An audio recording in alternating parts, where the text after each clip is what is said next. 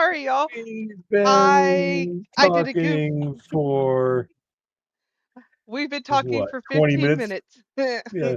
That's my fault, guys. I forgot to hit the live button. I do Okay, well, apologize. can they hear you yet? Because I don't see Uh, it live yet either. yeah, it's on there. That's the Is it? hard part. Yeah, yeah. Sorry, y'all. Let me We've just Uh, refresh here. Oh, there we are. yeah, Okay, yeah. awesome. So, yeah, we've been talking now for a while. So I guess we're going to reiterate some things here and kind of go, wow, Yeah, okay. my bad. That Yeah, is okay. 100% my fault. I will eat that. So yeah, Okay. we're talking about books that are like D&D games. And Mhm. the one that popped into my head is the one that we most popular book that had just started, Dungeon Crawler Carl. And we're not going to take up the whole session talking about that because, spoilers. And there are Yeah, still more books to come, so we'll talk about yeah, those later on. But yeah, we were talking like some Forgotten Realm books that help with D&D, yeah. mainly So, because, I'm still roughly new as a DM, and I haven't played in the Forgotten Realms. I haven't been able to play into Greyhawk, and most of the reason I don't play into Greyhawk is because I don't know where all that lore started. So we had that issue. Um, and then Jim, what are some books that you were looking at that you started yeah. reading to help you get into D&D? So, to read it real quick here, go through a couple of series there, Mm-hmm. and kind of how they fit into things here. The first, and I was looking through my books, my book collection here, and that shelf up on the top, and that shelf over there are all D&D related there. And so the first one that came out from the company TSR, which turned into Wizards of the Coast, well, it got bought out by them, and so they kind of get in there. But Dragonlance, Dragons of Autumn Twilight. This first trilogy started in 1984, and so this trilogy came out there and sort of set the whole world onto fantasy in a D&D setting. Dragonlance was a D&D setting there. A whole series of modules came out with Dragonlance. I may have one up there somewhere, but I'm not going to dig for it right now. But these books came out there, and they basically had. It's not like the lit RPG series that are coming out now, where you're imposing a rules system and a class system and a system AI kind of thing onto things like Dungeon Crawler does, and some other things in the genre do. These were just classic fantasy that were set in D&D world. So you got Dragonlance here. You've got the Greyhawk books. Good old this written by Gary Gygax himself. So the guy he actually wrote the Gord the Rogue series, and eventually it turned into a different company. There was some TSR and Greyhawk, and Gary Gygax has a bit of a falling out for a while there, but he continued the Gord the Rogue series in Infinity books, and there's a few more books of this continuing Gord's um, adventures and everything else. So the first two books are Greyhawk Adventures TSR, and the rest are all uh, published by a different company. But set in the world of Greyhawk, set in the city of Greyhawk, kind of going through the rise of a very famous character in the setting there, Gore the Rogue, who basically does a lot of crazy stuff and runs into a lot of adventures across the world as a Greyhawk. Then we delve into Forgotten Realms, and the first book, Darkwalker and Moonshade, Douglas Niles, 1985. This is the first book. This is the first book I bought. I think I bought Dragonlance after this, actually, but this is the first one that grabbed my attention because it was like, ooh, Forgotten Realms, TSR. This is D&D. Um, and so I picked this one up here. Very cool story. But the most famous of Forgotten Realms novels starts right here with this one, The Crystal Shard, and this guy right here, Drizzt Do'Urden. Um, So he obviously he's got a ton of books and a ton of lore and a ton of fiction, and he's all over the place. And I mean, video games and everything else. This takes place. Its setting is in Icewind Dale. Video games made for that. It's mentioned in a lot of places. So very very famous, long running series. In fact, I think they're still coming out with books for Drizzt, or Drizzt's daughter actually now Mm-hmm. is in the books lately. So spoilers for a 30-40-year-old book. Um, Drizzt has a kid eventually. So Listen, listen. Some of us haven't read it because we're not 30 or 40 years old enough to read it. I wish I was 30 or 40 years old. Come on.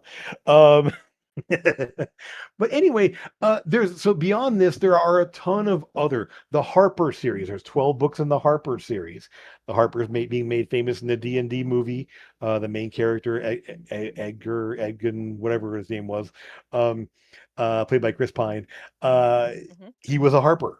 Um, and Harper is making an appearance in Baldur's Gate 3. But there's a whole series of these do-gooder, like sort of spy-like series guys there. The Harper series. There's another book here. This one. Part of the reason I pull this one here is I'm currently playing in a D&D campaign, in person one. Wow, craziness. Um, where we're playing in the land of Cormyr, and Cormyr happens to be where this book is set, the Avatar trilogy. And the important thing to note here is this guy right back here in the shadows is a little guy. A guy happened to be known as Cyric, who is the now god of murder in the Forgotten Realms, and Kelemvor, who is now the god of the dead. And I believe one of the other characters might even be related to, or the rise of Mystra, the goddess of magic, is in this trilogy as well. Um, so yeah, this it's actually more than a trilogy. It started off with a trilogy. I think there's two more books actually. Prince of Lies, then that's it. I think there, yeah. So anyway, this all comes up. If you're playing Forgotten Realms now, or if you're playing, um, yeah, Elminster, Ed Greenwood. Uh, Ed Greenwood also wrote a book called Jewels of Elvish and Spellfire. Jewels of Elvish is not set in Forgotten Realms. It's interesting book there. And the Spellfire book, which is an absolutely terrible book with a great, with a lot of great story elements and a lot of great game mechanics. It's just a really badly written book. 'Cause it reads just like an adventuring session, like literally with the sitting around the campfire and talking stuff, which was like didn't play so well as a story that flowed well, but it had some cool stuff in it. So Spellfire was the Forgotten Realms book that he wrote. Um, and I believe he wrote the last book of the Harper series, the 12th book there, which was which was a continuation of that character, which actually was much better story than the original one. So anyway, TSR, Forgotten Realms, Greyhawk, Dragonlance, even Dark Sun. I've got the whole Dark Sun series there. Another campaign setting that TSR put up, very dark, Hmm. terrible place. And there's even Spelljammers books. There's other series books. Um, I couldn't even tell you all of them, but there's a lot of them. If you can find them online somewhere or find them in a used bookstore somewhere, I highly recommend picking them up because they're a lot of they are very fun reads. They do a lot of fun things with parts of the world and places you've heard of but don't know much about. There's a whole series about the feathered archipelago. Um, that's like I think it's actually where the Tomb of Horrors is, that jungle area down there. And there's lots of it's very Aztec feel to it. Hmm. There's a whole trilogy about that. Yeah, Song of the Sorials, Iron Helm, and a few other books there. Yeah, all kinds of series there if you want to expand your knowledge of the campaign settings, and get some good fantasy stories out of it too. So that's about we're all caught up now for the most part. We are. Yeah. I think we were just kind of looping back around into talking about like the elements in anime, movies, television, and other things that have that D&D-esque feel to them. Hmm. And so what was some of the ones that you mentioned there besides solo leveling before? Solo leveling. We had it's the really long one. Beaufry. Oh yes, yes. That was a bit. So it's I didn't want to get hurt, so I maxed out my defense. Yes, Something along those absolutely. lines there. Yep, That one's a little bit different because that one they actually are playing a video game, they are. and the story takes place of them playing in an MMO. Very similar to what's the one with oh gosh, uh, Shangri-La Frontier. Shangri-La, Um, yes. Also very good really series as long. well. Yeah, Yeah. very good series. That one they're actually playing an MMO, but the characters are literally logging in and playing there. A little like Sword Art Online, and some of those too. Um, but I there's like other worlds where they basically, yeah. I like Beaufry because with Beaufry it was You do a thing, you start learning the skill, which is what, if you're doing a very basic beginning D&D, that's how it is, right? I Hmm. have blacksmithing skills, but I'm not proficient in it. I'd like to be proficient in it. So I have to spend time, downtime actions, with a blacksmith, Hmm. right? So that's how your character would grow. I love that type of concept. Also, as a DM, I don't know that I have the patience for it anymore because it's like, all right, so what are you doing? Oh, I'm working with the blacksmith. All right, but what are you doing with the I'm blacksmith? hitting a hammer in an anvil and sticking Right? things in fire. And What are you creating? what are Like, you making? Yes. What, like, yeah. Like, where are you yeah. sourcing your materials? How did you get said materials? Right? Like, this is all the Exactly. things that would normally come with it. That in some of these, yeah, Sword Art Online, some of these shows will show you how they do that. There is a quest you will get from the blacksmith, and Shangri-La has it. If you run a really powerful weapon, go get me the material. Dot hack. Yep. Oh, I haven't watched Doc Hat. That is on the Yeah, list it's good. now. Yeah, dot hack is a good one. Yeah, sword art. I mean, I don't. But I've shown it before here. Right up there is my sword art online. Is it was my first like real like my first isekai, but also my first like I sought this out and watched this anime Hmm. voraciously. And that one is signed by the voice actor for Kirito and Asuna. Um, and so I that's on my wall here is a fun one there. I also have a few other ones. Rising of Shield Hero, Hmm. another great one there, where there's game mechanics. They're brought into a Yep. world, and game mechanics are assigned to them, and they kind of grow and develop through that. Another fun one, my other one of my all time favorites is Log Horizon. I love That Log one, Horizon. it is so good. I So wish I could get another season of it, but the material's just gone. yeah, They blown through all the material, and so they kind of had to kind of abbreviate the third season, and there probably isn't going to be a fourth one. Darn it. yeah. Um, Log but yeah, Horizon wasn't just like a D&D type game. It was yeah, so beautifully colored. Like the art was yeah. just gorgeous. I love that Yeah, the for the show. characters, yeah, it's Hmm. so great. And just a very fun, unique story in terms of how like it bled the line between like an isekai and a video game thing like that because they were all people from a video game, but they got brought into this world and the NPCs were Yep. fully intelligent and could die, and like it just made for a really interesting story that I wish we got the end of, but we never did. Um, but anyway, these are all other sources for lore, characters, ideas for what can be turned into campaigns. I would love to at some point do a campaign of an isekai style campaign.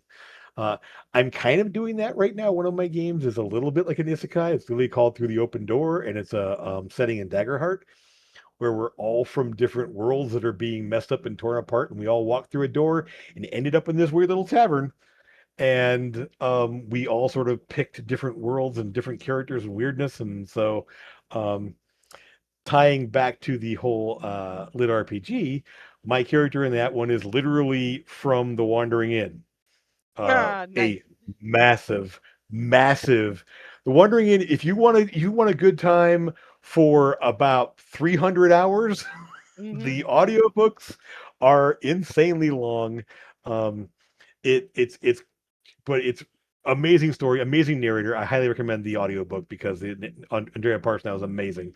Um, but anyway, having that character with all that backstory of that world, I just walked in and said, "Hey, I'm a guard. I was a city guard from Lascore. I'm a Drake, and here we go." And I just like throw the like, "Oh my gosh!" When those face eater moths attacked our city, it was crazy. These adventurers all came out and did this horrible thing, and we were just trying to shoot the things away and try to keep them off the walls. Um, and you just literally have that built into a character when you can just pull from that world. In Greyhawk or playing in Forgotten Realms, I literally like the fact that my character uh, came from like we were in Cormier. Like I'm playing a cleric of Kelemvor, and like Hmm. the God of the Dead, Yep. who's from this book.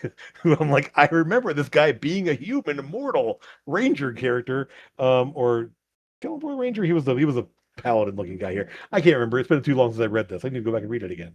Um, but anyway, back when he was a human.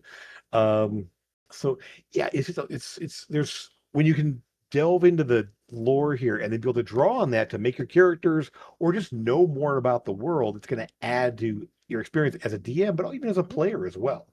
Yep. I liked So, you had the last Avarice game.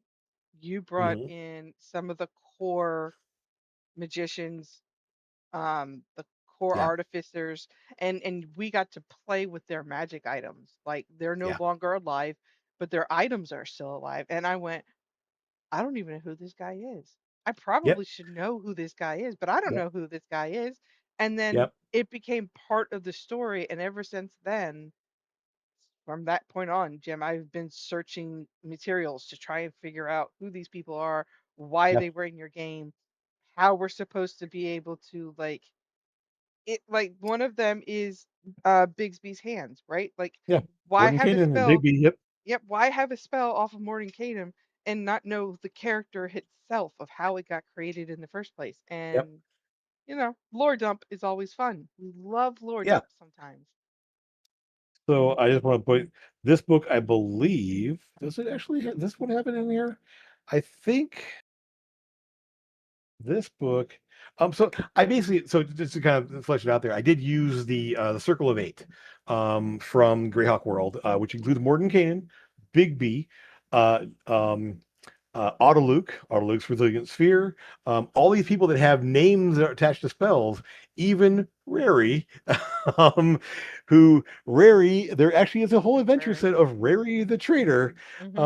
and there's actually a whole adventure module. I don't own it. I didn't actually pick that one up in there, but there's this whole thing about how Rary turned against the Circle, and killed other members and everything else, and I just brought that wholesale into my game of and I adapted how it happened, but Rary ended up being one of the main bad guys they fought in the end, who at that point was a lich.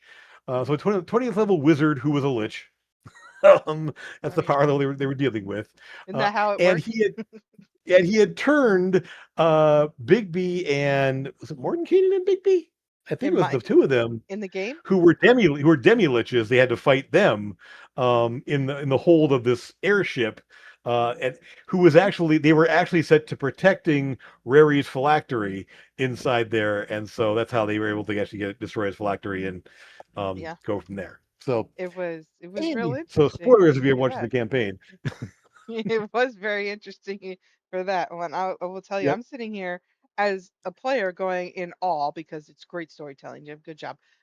But it's okay, these are actual people who are supposed to be from my past, of my character's past.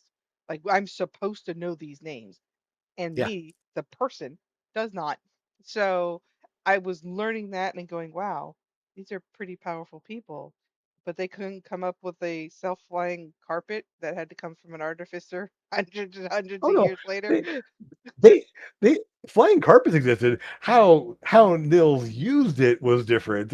Hmm. He used Mordenkainen's mansion along with the flying carpet and his little clockwork familiar Hmm. to fly the thing. Yeah, Mel's that Self-propelling. scenario. Hmm. So Melf, was it you that had I had your Melf Arrow. character? Yeah, I had the Yes. bow. Hmm. Yep, yep. So, but one of you, because remember the whole, so in Avarice, it's called the Shattered World for a part of reason. And one of the character origins was Shattered Soul, where basically some person, powerful person in the past, um, was killed in a way, and it was killed in a way that actually shattered their soul into pieces. Well, those pieces all reincarnated Hmm. into people, but they're still linked. Hmm. So they all have these like weird mental links in some way, of varying degrees of like connection with the other fragments, the other shattered souls. It did. And so I think wasn't it your new character, your second I character there? yes. You were Athena was attached to Mordenkainen. no, it was Melf. Melf. Yes, it was It was Melf. Melf, yep. Yep. So Melifandir, which I don't know as they actually because Melf was always a dumb name for like he was a mage elf, so they called him Melf. Um, and so I just called him Melifandir, which is a more elven sounding name, Hmm. but everyone who couldn't pronounce it or didn't want to say a name that long there called him Melf instead. Although we had Borden Kanan, so it's just hard to say as Melifandir, but still. Um, I uh, abbreviated his name as Mord, so it's okay. yep, yep. So, but anyway, that's the kind of thing when you have this lore, when you've got these things here. So Gore the Rogue books actually did, I believe he actually met and talked with, I want to say Autoluke, maybe even Bigby. They actually were characters in the stories. Um, and there's all sorts of material about these characters and who they are. In fact, the City of Greyhawk book actually does have stats for Mordenkainen and Bigby, the whole Circle of Eight, as it was in those book in that setting. Hmm. Um, that was a all advanced Dungeons and Dragons, so there's nothing like what you're going to see Thaco on there, um, which you're not going to see in any modern D&D thing since second edition. And but yeah. Um, yeah. So, yeah, the idea, I love that, Emery, you brought that up there. It's awesome. Narnia is an isekai story. Absolutely. You're pulled into a different world, and there's fantasy elements and everything else like that. Hmm. The big difference between the anime style isekai is they superimpose that game setting, Yep. that sort of mechanics in some way. Even Grimgar, Ashes of Illusion, one of our, I know Nans is one of your favorites too. Love It's a Grimgar. standalone, 12 episodes, amazing. So good. The system elements are very, very toned down. They don't get level screens, they don't get hit points, but the idea of classes and abilities is a big thing in that one, and gaining abilities. Um, it's a really like slimmed down, toned down isekai game elements, but the Right. story is amazing. Yeah, I highly recommend that one. If you, I will say, prepare to cry. It's got some very sad moments in it there, and it's really rough in some spots, but it is such good storytelling and such an amazingly beautifully made anime. Hmm. All watercolor backgrounds and very cool looking. Yeah, a little Studio Ghibli style animation for the characters. Yep. Yeah, Hmm. it's really really good. That's actually what I attracted me to it in the first place was the Studio yeah, Ghibli style artwork. And I was yeah, the like, all right, character, let's look at yeah, it, see what it does. And it's yeah, not like it is an isekai, and at the same time, it's one of those you have to look at it in the sense that like these characters are looking at it, they were ripped from their world but they don't remember that world. Like it's right, bits and fragments and pieces are yeah, there, but everything else is just gone, and now they have to live here where they don't know the rules, they don't understand how it works, and you're just right along with them because you don't have a clue, we don't know where the story's going, and it just pulls you right in. Before I knew it, it yeah, was over and I went, why is there no more? Why is there yeah. no more? You know, Yeah, and how it's one of the come? ones, and I will say it had a very nice like ending. You definitely could have more, but it was a very well contained 12 episodes, great story, Mhm. enjoyable. I highly recommend it there. But anyway, that's the kind of thing there, with that kind of world building, that kind of like bringing in there. It's like having a small campaign. It's like watching a D&D campaign unfold there with the characters and the leveling up, the growth, the developing of relationships between the characters. Mhm. It's really, really a cool way to conceptualize a D&D campaign. And for those of you who are just starting to be DMs, look to these things as a model for a campaign. Not, you don't need to copy it, but the idea of kind of the way a story unfolds, the way elements they experience in the very beginning of the story become part of the end of the story, how they grow stronger, overcome that thing that was a challenge in the starting point, Yep. and then you come back to defeat it in the end or overcome it in the end, and you learn more along the way. That's good. That's a good campaign. It's a good storytelling. It's great character progression as well. And so I highly recommend, yeah, read some of the classic D&D series. Watch some of the isekai if you're looking for campaign inspiration. Um, I highly recommend it. And yes, Emery, to hit Armor Class Zero, Thaco, it definitely old school. I started. With well, you can see that up here I have the blue box. I don't have the red box D&D, which is the original Dungeons and Dragons. My best friend when I was in junior high got it for Christmas. We started playing it. I eventually got the blue box as a collector's item, essentially. But yeah, literally, that's where you play as a fighter, a cleric, a magic user, an elf, a dwarf, a halfling. Like, those are classes, not races. You Hold like on, dwarf was a hold on. class. How's dwarf a Yes, class? Like, it basically was a subclass, is kind of a variant class of fighter. They were tougher, they were slower, but yeah, basically like dwarf and so elf was just a variation of wizard. Well, actually, they called them magic users, not even wizards. Magic user, and halfling was a variant of thief. Um, I so mean, because because Bilbo Baggins was a thing there. So Bilbo was the thief. He's a halfling. He's a hobbit. TSR did never use the word hobbit in their materials, but obviously halflings they're all all hobbits. along have been hobbits. Hmm. We all know this. They have hairy feet. They live in holes in the ground. They're literally hobbits. Um,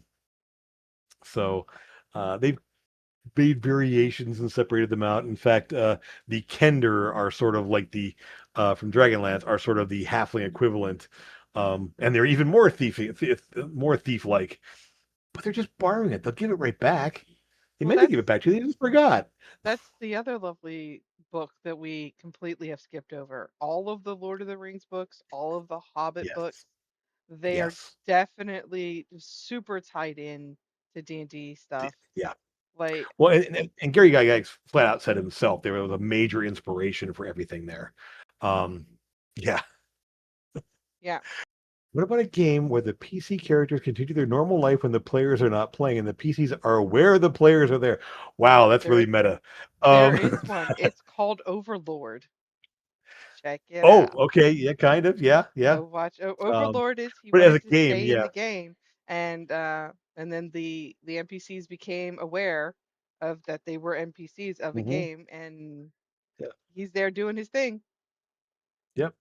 So uh, the concept, though, I think this concept though of like playing like each time you sit down to play, the PCs have been doing things, Hmm. and you basically just step in to take control of them. I love that concept of like, oh crap, here I am, I'm doing these things here, and now finally they're gone. I can go back to I go back to working on my blacksmithing, or I can go back to like training my horse. Yep. Yeah. The downtime actions just Uh-huh. are what happens when the PCs take over. Yes, Hasselhoff Burfoot. Thank you very much. Hmm. Our Kender thief from Dragonlance. Love him. Um, I'm actually trying to roll. in concepts right now Good.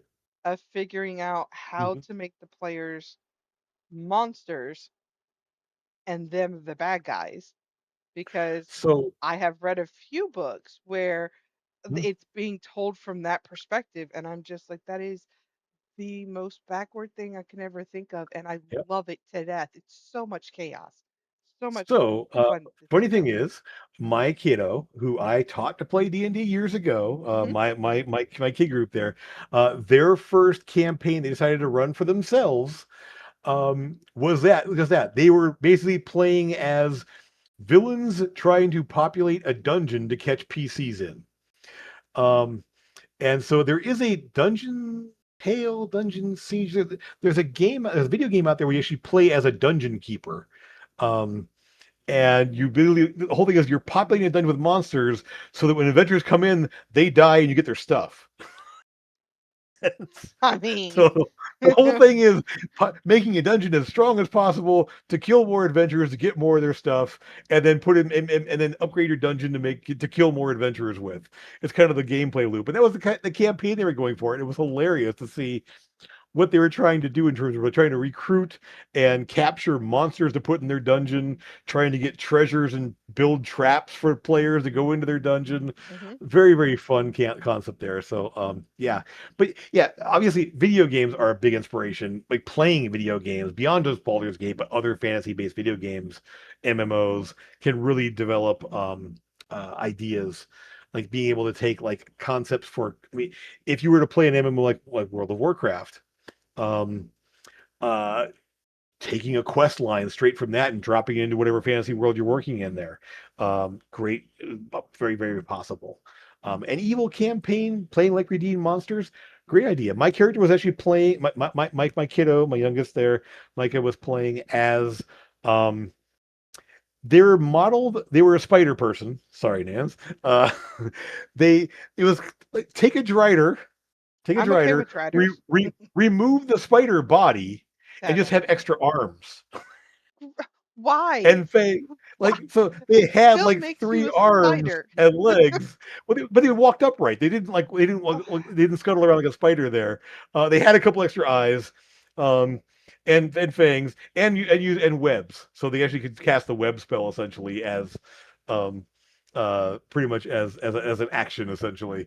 Um, yeah, but playing as a monster, I would say playing as an evil campaign. I've mentioned this before here, but I ran an evil campaign Hmm. where the players were all in this back to Greyhawk here.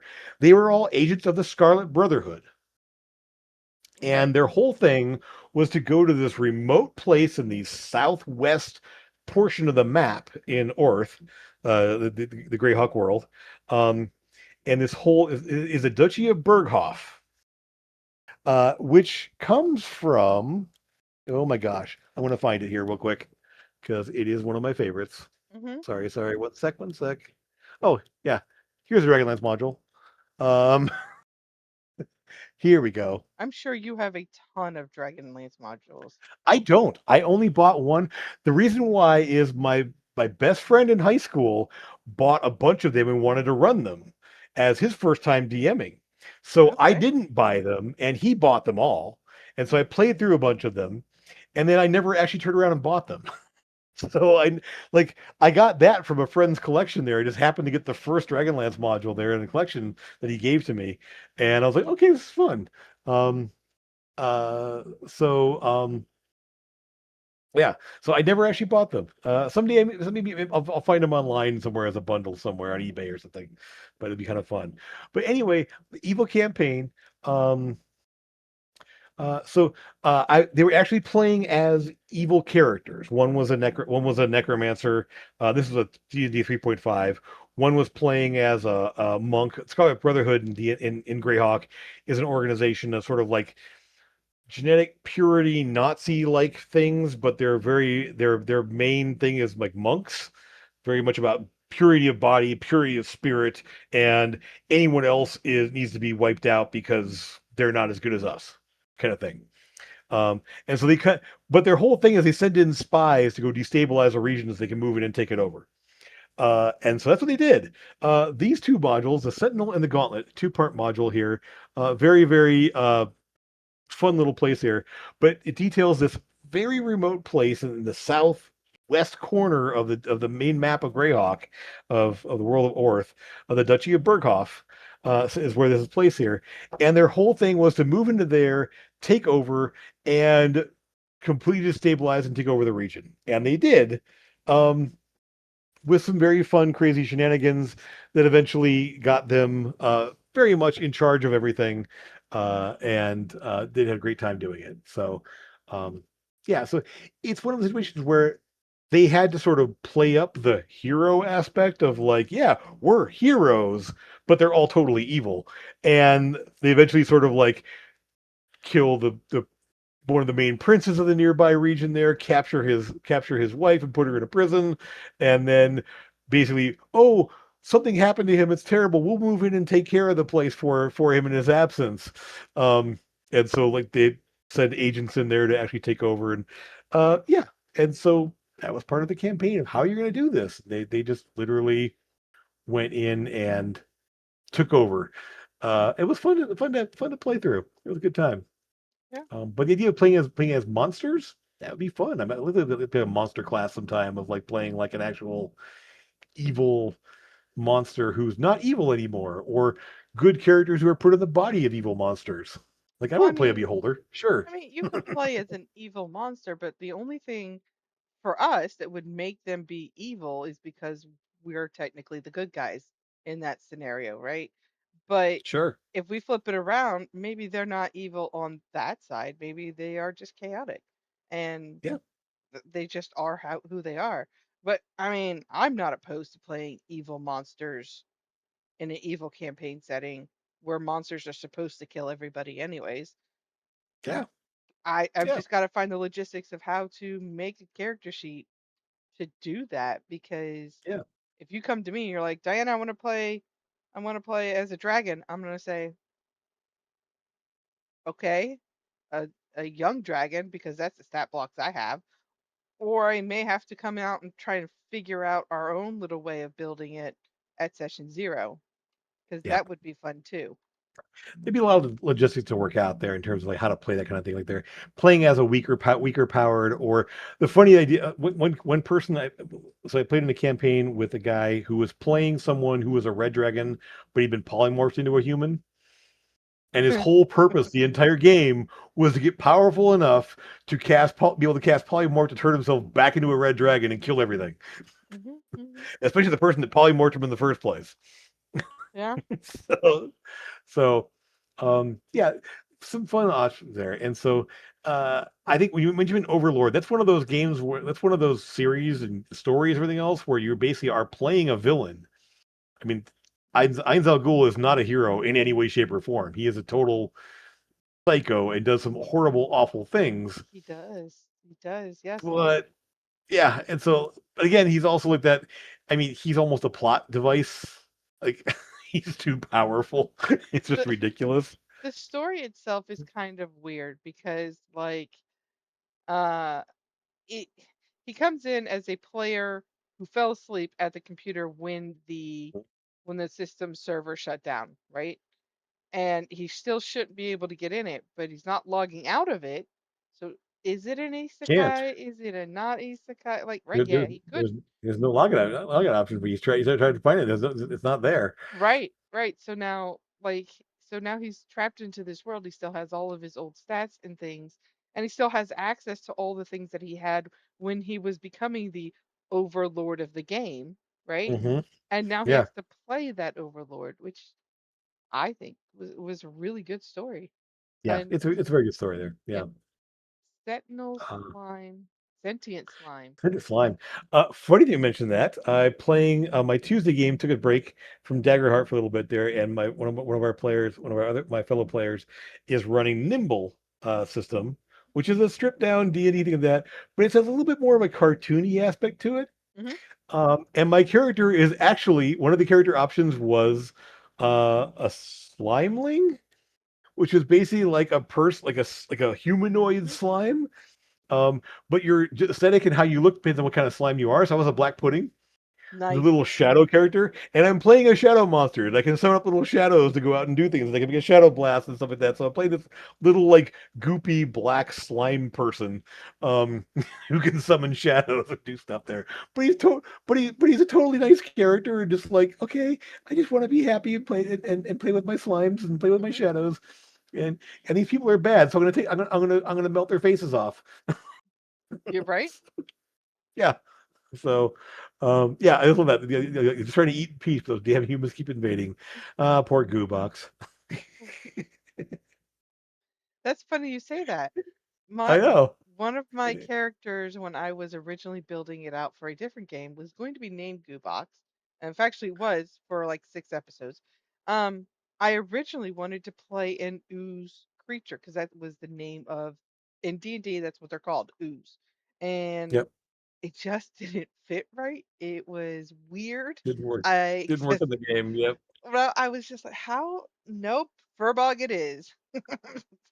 Funny thing is, in 3.5, D&D 3.5, one of the prestige classes you can get for a mage Hmm. was an ooze master, and you could actually you actually could craft a saddle to ride an ooze. So basically, you would kind of sit in this little thing there and slough around and go upside down on the ceilings like that, and then also like either in a ball of slime or a gelatinous cube, you could make it into a mount. And then you had like a bunch of ooze abilities and everything else, and yeah, it was it's ridiculous. But Oh, yeah, yeah, it's an fun ooze. things out there. Yep. So, um, so yeah, we mentioned before about taking inspiration from other places there, and so this one really kind of like you started off obviously with books and how that can develop in your lore, how you can really use that to flesh out your understanding of the campaign setting, the classic ones that are still around today. Um, but also just get ideas for characters, for villains, Mhm. for plots, campaign structure. I mean, basing things off of like the idea of, I mean, the rise of dragons and the dragon queen showing up and all the different minions that are showing up there and you have to start dealing with them. That's a classic storyline of like having to fight off this invading horde of dragon creatures. Um, Great one there. Uh, Poor monster accidentally falls in a player's backpack and wakes up during the siege and has to pick a side. I want to play a mimic character someday. I want to play. The funny thing is, I would totally play like a changeling, and this who actually can do like like morph into shapes, not just humanoids. Mhm. Um, it wouldn't be much different, but the idea of like playing as a mimic, if you playing as a mimic, oh, it was Mhm. so much fun. Mhm. I could just totally see doing that. Um, but You wouldn't do just a uh, treasure chest, would you, Jim? no, I would not. I would definitely not. Yeah, mimics in my world tend to be like the idea of the Warforged alchemist. This was an inspired choice there. The Warforged alchemist, who one of his arms was a mimic.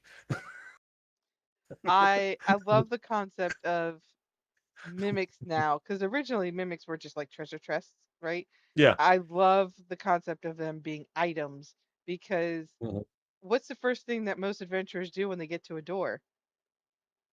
Is it Mhm. trapped? Is it armed? Is it magic? Nobody All tries right, to all right. unlock it, right? Well, technically, it's not chapped. It doesn't have magic cast on it. Oh, And nope. you did successfully pick it, right? And you go to turn the Yep. door handle, and You stick to it. you're done. And it starts trying to eat you. Yep. Uh, Classic. The first time I ever used a mimic as like so you guys met him in the campaign there, Bad Max Bluebeard with his Mhm. mimic pal Stumpy, was my buddy Dave's character in a campaign when I was in college. And I put this in the Lost Caverns of Sajkanth, another classic D&D Greyhawk setting module, um, where there was a room that had a obvious mimic chest in the middle of it there, and was stuck in this thing. And it was one of these they got teleported into random rooms at one point there in the dungeon. Ended up mimic chest, obvious. And then the mimic chest just started talking to them, saying, I want out of here. I've been stuck in here for so long. He's tell you what though, don't mess with the door. It's one of those crazy killer mimics. And so they basically had to fight the door to get out. And because it helped them out, they gave him some food and took him with them. Um, and then literally the barbarian of the group there, Bad Max Bluebeard, just started hey, come with me. I'll keep feeding you. And so anything he killed, he gave to the mimic to eat it. And so Goblin, have it. Yeah. Oh, like Draculich's leg, eat it. Maskless guy, here you go. And so Mimics are the it just sort of garbage like disposal of the world. exactly. And technically mimics can move, Mhm. which they don't people don't really talk about. They have a movement speed. So he would just literally like make it into this lumpy barrel-like thing and Mhm. just sort of like stump along with him there. Or just kind of like this like walking tree stump. Or his favorite thing to do was to form into a throwing club and get thrown by the barbarian into something who would stick to it and then start pummeling it to death. That's hilarious. So yes, that was Max and Stumpy. Were definitely a team there. Um, and yeah, Stumpy would basically walk alongside him there, form into a chair. Mad Max would sit on him. He'd dump his Mhm. beer down there for dump half of his beer down for the mimic to drink. Um, and then he'd get up and his chair would start walking after him. Mhm. Mhm. So lots of fun things there. So again, so one last thing I want to throw out here. This is not a plug for anything. We're almost out of time here, but in terms of randomness, if you're ever in a situation where you're kind of sitting around with your party members, maybe you have an NPC who's talking to the party members around the campfire. There's this little thing here, the Ultimate RPG Campfire card deck, and this is just a bunch of conversation prompts of like what you want to throw something out there. So like here's something for your companions. Um, it's like, so here's a card for literally, Who among your camp companions do you think knows you the least? And what would you do? What would you need to do in order to open up to them? So a little prompt for characters here, like kind of things there. Sometimes, question here about your dreams. If you could move into your dream home today, what would it be like? Would you share that home with anyone? And so literally these are just like little conversation prompts you can use. Maybe when things are a little bit slow, or you just want characters to kind of role play a little bit, talk about this. Say, hey, this here, or if you have like an NPC who's sitting around with the party members, and you can use it as a way to get characters to flesh out their backstory, flesh out what their ideas are. So it's just a fun little set of prompts there, and it's a little thing there, just a little deck of cards you can kind of pull through randomly, or just flip through till you find something you like there, and throw it out there as a campaign starter or as a conversation starter. But yeah, so. And there's other thing, we talked about other random tools there, but that's one of the ones I got picked up recently, and I never mentioned on here. So it may make an appearance at some point here in a game. We'll see. Maybe. We'll find out. Yeah, yeah. So anyway, we are out of time here. I want to sorry for the little delay at the beginning there. We managed to recover and roll back around again. Um, Yeah, but sorry, that was my fault. hey, things happen. We know we had 2 weeks off, so we got This is a true. little rusty sometimes. Um, but I wanted to say, as always, there, if you guys have ideas for questions you want to things you want to see or talk about, or information there, and we haven't already talked about it in a previous episode, or maybe if we have, we want to revisit it. Um, Anything about DMing, about playing characters, about different systems. We've talked about a lot of different things in this channel here. So if you ever want to talk about something else there, throw us a prompt, throw us a question, drop us a comment, drop us a like, drop us a follow, all of those fun things we can do to keep this channel, uh, I would say, uh, keep us adding more and more content to the channel. Hmm. So anyway, hope you enjoyed. Anything else you want to say in closing there? No, read a book. Reading books is fun, even if it's being Yeah. read to you. Read a book. In some cases, it's even more fun because I'll say, Hmm. well, one last quick plug there. Dungeon Crawler Carl, give it a listen. Jeff Hayes is amazing. You should listen to him. I'm gonna get to see him in July, so I can't wait. Um, so Such a good book. uh, The whole I series. know, so much fun, so much fun. Anyway, hope you all enjoy. Get out there, read some books there, get some inspiration, and we'll hopefully see you again here in a couple weeks.